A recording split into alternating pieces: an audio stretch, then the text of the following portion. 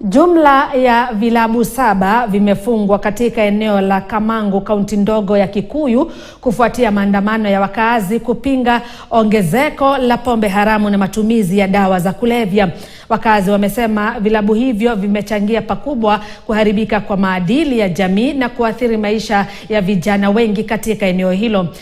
Wakazi hao wameelezea kuwa maumivu ya kulea watoto na kushuhudia familia zikivunjika kutokana na pombe haramu ndiyo yaliyochochea maandamano hayo, huku wakidai pombe hiyo imesababisha vifo vya watu 4 na vijana wengi kuwa wanahangaika.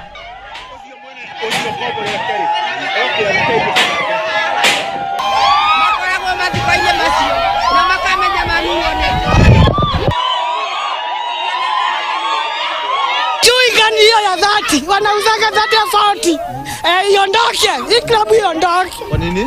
Iondoke kwa sababu inaua watu wengi, itaua watu wengi. Hata sisi tuko na watoto watakuja hapa wakunywa kombe hiyo.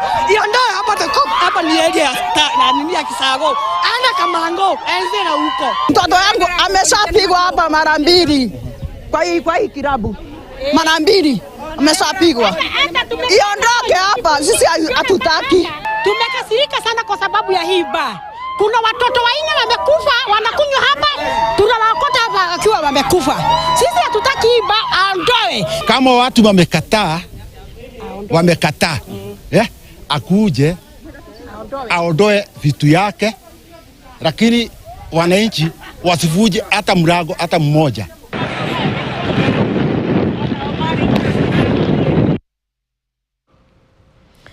Kwingine kwa mtazamaji, madaktari kutoka hospitali